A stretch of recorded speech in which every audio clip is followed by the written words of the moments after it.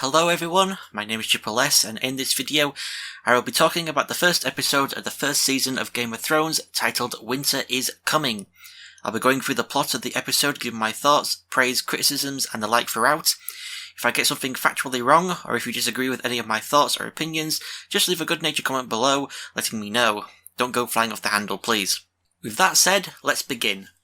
The episode opens with three members of the Night's Watch, Will, Garrett and Sir Waymar Royce, passing through the wall to head north and track some wildlings.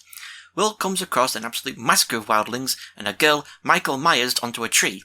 I hope we get a satisfying explanation as to why these body parts are arranged like this. Reporting what is seen to the others, Garrett wants to head back to the wall, but Royce demands to be shown the dead wildlings. Finding the remains having disappeared, the three split up to find the wildlings. Garrett and Royce find something in the snow, and Royce is then attacked by a White Walker. Will hears Royce's screams, the horses bolt, and he turns to see the tree girl, unpinned, undead, and with blue eyes. Running, Will bumps into Garrett, who is being chased by what I at first thought was a pack of whites with the noises being made, but it seems were actually a group of White Walkers. Like in this scene with Garrett getting decapitated, I never noticed before these other White Walkers standing in the background. Or at least I think they're White Walkers. I could be wrong. The White Walker throws Garrett's head at Will, and the scene fades to black. Now this scene does a good job of setting up the threat beyond the wall, very creepy, very mysterious, and very supernatural. However, I do feel some parts were done better in the book. In the book, it isn't Will who survives, but Garrett, who was ordered to guard the horses before Will and Royce go to see the Wildling massacre and isn't seen again until being found south of the wall. Presumably, he jumped onto one of the horses and fled back to the wall when Will and Royce were attacked. In the show, however, we see all three horses fleeing and Will left facing a gang of White Walkers. How did he survive and make it back alive? Why did the White Walkers allow him to live? Such behaviour is also seen in a later episode. Also in the book, it is established the trio are an 8, maybe 9-day ride away from the wall. If the same can be said for the trio in the show, if Will wasn't able to track down one of the runaway horses, his journey back to the wall would have been way longer. And if he had no rations on him and nowhere to stay warm, he shouldn't have made it back to the wall at all and become a Willsicle. After the opening credits showing us King's Landing, Winterfell, the Wall and Pentos, we see Will being surrounded by Winterfell soldiers, and then our first shot of Winterfell, and it's this.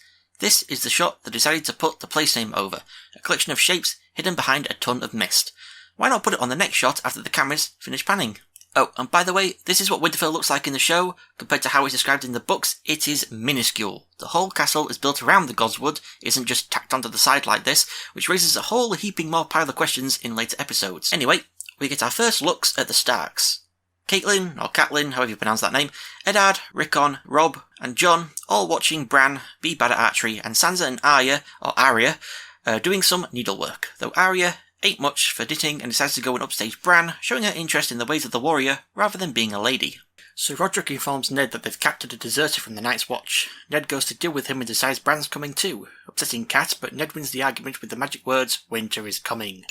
Cat then stares daggers at Jon, giving us our first hint of her hate towards the bastard. Cut to Will's beheading, no pun intended, and he says, "If you can get word to my family, tell them I'm no coward. Tell them I'm sorry." Will, mate, does anyone here know your name? Did you tell anyone where your family lives? Oh, there goes your head. Great. Now Ned's got to tell Mr. Lewin to send a raven to Castle Black, asking them to send a raven back, letting him know who the hell you were. Good job, Will. Gary would have totally told them his name. The poor man was half mad. Something had put the fear in him so deep that my words could not reach him. Oh. Well, at least you told him about the White Walkers, I guess. Speaking of the White Walkers, gone for thousands of years. I hope we get a satisfying explanation as to why the White Walkers waited so long to return. I guess taking a different road back to Winterfell, unless they're not going back, I don't know. The Starks come across a dead stag in the middle of the road, and a dead direwolf nearby, both having killed each other. Symbolism, foreshadowing. Also something I noticed whilst getting these sigil images, this one of the Baratheon stag. Is it just me, or could you interpret it as the crown choking the stag? And that stag was a real dead stag, and apparently it stank. With the dead direwolf, there are 6 pups, 4 male, 2 female, 1 for each of the Stark children. Symbolism, coincidence. Heading south to King's Landing, we get a much better establishing shot than the one Winterfell got for its place name. We get our first look at Cersei and Jaime Lannister, and a lot of information is told to us in this short scene. As your brother, so they're siblings, you were never afraid. There was nothing to be afraid of until you told father, shows Jaime as a reckless daredevil, and I believe Cersei telling their father was so Jaime would never be allowed to do something so dangerous again, showing how much she cares for him. They were at least as children afraid of their father, who also prided himself on the appearance of the family, with Jaime pretending to be him saying, "Lannisters don't act like fools." We learned the dead guy with the stones on his eyes was called Jon Arryn, and that he knew something Cersei and Jaime don't want anyone finding out, especially Cersei's husband. If he told the king, both our heads would be screwed on the city gates by now. Implying the secret is so terrible it would throw the king to a murderous rage, or that the king isn't a very nice king and not that forgiving. We learn Jon Arryn held the position at the hand of the king, and that the king, Robert, enjoys engaging in the most dangerous game and fornicating with wild pigs. Or is that the other way around? Cersei smirks at this, showing both their dislike for the king, whether the statements of infidelity are true or not. And finally, Jaime lets us know how much he wouldn't enjoy helping to govern the Seven Kingdoms as Hand of the King, due to the long hours and low life expectancy of previous kings' hands. All of this information is told to us in 1 minute from when Jaime starts the conversation to when it ends. Telling us all this information without directly telling us via a perfectly natural conversation, I hope the writing continues to be just as great throughout the rest of the show. Flying back to Winterfell, Catelyn finds Ned in the Godswood next to a lake of black paint and tells him a raven has arrived saying Jon Arryn is dead and the king is on the way for some reason. I wonder why. Hey Jon Arryn, do you know? Don't look at me like that. In this scene we also learn Catelyn doesn't worship the same gods as her husband. She has a sister who was married to Jon Arryn and they have a son, and she tells Ned he can say no to the king for whatever he's coming north for. Jon, come on, just tell me. Alright then, keep your secrets. Catelyn is then shown arranging the Great Hall, speaking with Maester Luwin about a Lord Tyrion and his love for reading and drinking and his stature. And then we have Jon Snow, Robb and Theon being shaved. They speculate to impress the Queen, which Jon ain't a big fan of. Bran spots the king's party approaching Winterfell from atop the castle walls and climbs, getting caught by Catelyn in the process. When promising to stop climbing, we find out Bran looks at his feet before he lies. Let's keep a lookout for that for the rest of the show and see if it ever comes up again. Arya, in a soldier's helmet, sees the king's party arrive. Sansa and this Draco Malfoy-looking prick give each other sexy eyes whilst being too young to do so. Robb notices, Hodor has a beard, and this scary-looking motherfucker has a helmet shaped like a dog's head. After the king dismounts with the help of the cutaway due to actor Mark Addy not being able to without help because of his costume, he approaches the Starks with a not-so-happy expression. Ah, shit, maybe he isn't a very nice king after all, especially after saying Ned's gotten fat. Nah, he's just having a little joke. He hugs Ned and Cat, ruffles Rickon's hair, shakes Robb's hand, and speaks to Sansa, Arya and Bran, and spoiler alert, all those Robert has touched eventually die and stay dead, at least in the show. Coincidence? Beard. After Arya introduces Cersei and Jaime as twins to the audience, she notices someone called the Imp is missing. Cersei is noticed as well and sends Jaime to go find their brother. Robert has demanded to go down to Winterfell's crypt despite his wife's wishes, and it's here we learn Jon Arryn died extremely quickly, and that Robert now wants Ned to take on the role of Hand of the King. They'd won the Iron Throne together, telling us Robert didn't become king through succession, and that he was originally meant to marry Ned's sister, until she died before they could. The houses could still be joined, however, he says, pointing out how he has a son and Ned has a daughter. We cut away to Jaime following the sounds of a woman in pleasure, and cut away again to a man of small stature really enjoying his mug of drink. Oh wait, no, that's not what he's enjoying. And straight away, I just want to say, oh my god, that hair looks terrible. This whore named Ros plays with the guy, with the words, and we find out this is the Imp, Lord Tyrion Lannister, brother of Cersei and Jaime. Speaking of Jaime, he barges in, telling Tyrion he needs to attend the feast at sundown, and to get Tyrion out of the whorehouse faster, he sends in 3 more whores and walks out leaving the door open. Were you born in a barn, Jaime? Back in the crypt, Robert places a feather on the hand of the statue of Lyanna, Ned's sister.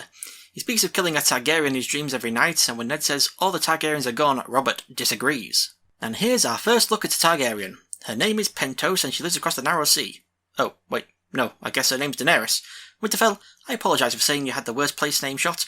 Pentos is terrible. All we can see is rocks. Viserys Targaryen, who I recognise from an episode of Doctor Who, gives Daenerys a gift from their host Illyrio. She's confused why he lets them live in his house rent-free, and Viserys tells her Illyrio isn't an idiot, and understands he will be rewarded when Viserys takes the throne. He then undresses Daenerys, touching her boob, and I love the acting of how you see her zoning out, dissociating herself from the situation. He warns her to be perfect and not to wake the dragon, which sounds like such an edgy thing a 12-year-old would say. We find out these two are siblings as he leaves, and Daenerys takes a really, really hot bath. Viserys and Illyrio show off Daenerys to Khal Drogo, who shows his apparent acceptance of Daenerys becoming his bride by not saying shit and riding off. Illyrio strokes Viserys' ego, and Viserys says he would force his sister into acts of bestiality to get Khal Drogo's army to conquer Westeros, when Daenerys says she doesn't want to marry him. Such a loving brother. I bet he'd make a great king just like his dad. On the opposite end of the spectrum, Sansa really, really wants to marry Joffrey, and hold up for 1 second. Look at all that wax. Jesus Christ, don't you people ever clean? I mean, you have the candles that melt twice. First up here and then down here when it gets close enough to the fire and drips all over the floor. The feast is now in full swing, and while this either incredibly dumb or incredibly brave woman gets put on Cersei's kill list, Benjen Stark, brother of Ned Stark, bumps into Jon outside. He dangles the keys of Jon joining the Night's Watch in Jon's face and snatches them away when Jon says he wants to join them. Benjen, why even bring it up? Benjen heads into the feast, leaving Jon outside, since apparently Catelyn didn't want no bastard sat near the royal family. Speaking of royal family, Tyrion emerges from the shadows, inadvertently pisses Jon off by pointing out that he's Ned Stark's bastard, and gives him some advice to own his bastardness and not let others use it against him. This pretty much happens the exact same way in the book, minus Tyrion being a gremlin above the door to the Great Hall and jump-flipping his way down, scaring Jon's pupper. We can leave that out, but I do wish we could have had some form of when Tyrion opens the door to the Great Hall and his shadow is cast and it makes him look like a giant, even though it might have been a little cheesy.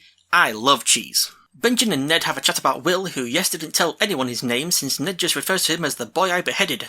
Will, you suck. How the world's gone mad with direwolves south of the wall, talk of the White Walkers, Ned's promotion, and all the horses eating each other. Winter is coming. Using her Peter tingle to sense Cersei's getting a little bit miffed, she attempts to engage her in small talk, but Cersei has already put into motion her own entertainment, out of nowhere asking the 13-year-old innocent, sickeningly sweet Sansa if she's had her period yet. Cersei, don't give no shits. Jaime corners Ned and says if Ned accepts to be Hand of the King, a tournament will most likely be held, and it'd be good to compete against him since the competition had become a bit stale. Ned says he doesn't fight in tournaments so that no one knows what he's capable of in a real fight. Whether Jaime believes this, or as he first guesses, that Ned is getting too old for it, is up for debate. Arya ruins Sansa's entire fucking life by flicking some food in her face, and with Rob taking Arya up to bed, we cut to Cat and Ned in bed, not having just finished making the love like they do in the book, but just snuggling. Here we have another significant departure from the book.